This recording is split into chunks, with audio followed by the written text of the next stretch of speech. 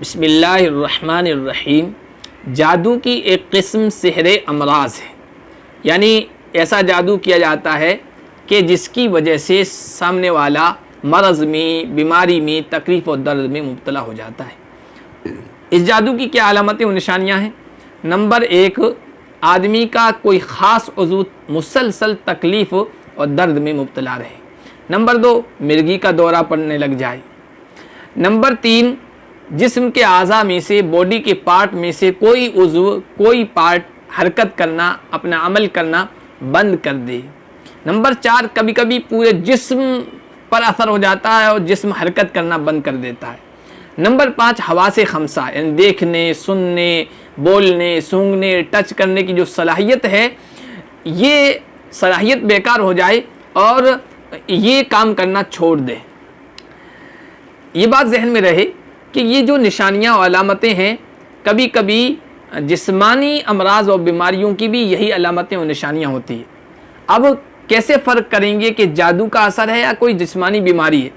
تو جب دم والی آیات آپ مریض پر پڑھیں گے، دم کے دوران اس کے جسم پر چند تبدیلیاں نمایاں ہوں، حالت تبدیل ہو، جیسے سر درد ہونا، سر چکرانے لگ جانا اور ہاتھ پاؤں کانپنے لگ جانا یا سن ہو جانا، تو یقین کر لیں کہ یہ جادو کا اثر ہے۔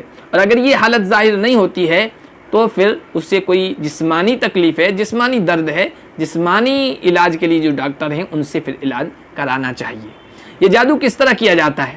یہ بات تو سب کو پتہ ہے کہ انسان کے جسم میں حکمراں جو ہے وہ دماغ ہے، تو دماغ کے اندر ان حواس کا مرکز اور سینٹر ہے، وہیں سے ان کو تعلیمات اور ڈائریکشن ملتی ہے۔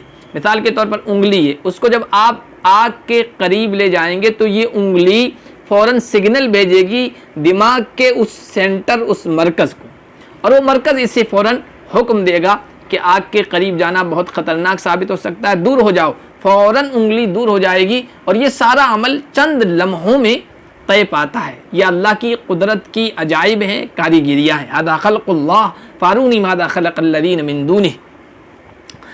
تو جادوگر جن کی ڈیوٹی لگاتا ہے، وہ جن دماغ کے اس مرکز اور سینٹر پر مورچہ بند ہو جاتا ہے، اور پھر جسم کے اس عضو اور اس کا جو مرکز احساس ہے، جیسے آنکھ کا مرکز احساس ہے، کان کا، زبان کا، ناک کا جو مرکز احساس ہے، وہاں پر جنات مورچہ بندی کر لیتا ہے۔ پھر اس کے بعد 3 حالتوں میں سے ایک حالت مریض پر طاری ہوتی ہے۔ نمبر 1، جن یا تو اس جسم کے حصے اور اس کے مرکز جو دماغ میں سینٹر ہے، اس کے درمیان سگنل کا، اشارات کا اور تعلیمات کا جو معاملہ ہوتا ہے، تبادلہ ہوتا ہے، اس کو بالکل بند کر دیتا ہے۔ جب ایسا کرتا ہے تو وہ عضو بیکار ہو جاتا ہے اور پھر انسان یا تو اندھا ہو جاتا ہے یا بہرا ہو جاتا ہے یا گونگا ہو جاتا ہے، اور وہ عضو کام کرنا بالکل بند کر دیتا ہے، بے حرکت ہو جاتا ہے۔ نمبر 2، کبھی کبھی جن اس اشارے اور اس سگنل کا تبادلہ کرتا ہے، کبھی بند کر دیتا ہے۔ اس کا نتیجہ یہ ہوتا ہے کہ کبھی وہ عضو کام کرنے لگ جاتا ہے، جیسے آنکھ دیکھنے لگ جاتی ہے، اور کبھی سگنل کا تبادلہ روک دیتا ہے تو آنکھ سے دکھنا بند ہو جاتا ہے۔ نمبر 3، یا جن عضو اور اس کے مرکز احساس کے درمیان اسباب کے بغیر مسلسل اور تیز سگنل بھیجتا ہے، جس کی وجہ سے وہ عضو سخت ہو جاتا ہے، اور اس کا نتیجہ یہ ہوتا ہے کہ یا تو وہ عضو بالکل بیکار ہو جاتا ہے یا حرکت کرنا بند کر دیتا ہے، اور اس کی جو صلاحیت ہے دیکھنے کی، سننے کی اور بولنے کی، سونگھنے کی، وہ بالکل کم ہو جاتی ہے۔ اس بیماری کا، اس سحر اور جادو کا علاج کیا ہے؟ نمبر 1، اس پر وہی دم کرنا ہے جو جدائیگی کے جادو میں آیات بتائی ہیں، صورتیں بتائی ہے۔ انشاءاللہ ڈسکرپشن میں اور کمنٹس میں پھر اس کا لنک دے دوں گا۔ اس پر مرگی کا دورہ پڑ جائے گا، پھر اس سے اسی طرح نمٹنا ہے جس طرح وہاں بتایا گیا ہے۔ نمبر 2، اگر مرگی کا دورہ نہ پڑے اور اس کے جسم میں دم کے دوران کچھ تبدیلیاں نمایاں ہو تو پھر اسے کچھ تعلیمات دینی ہے۔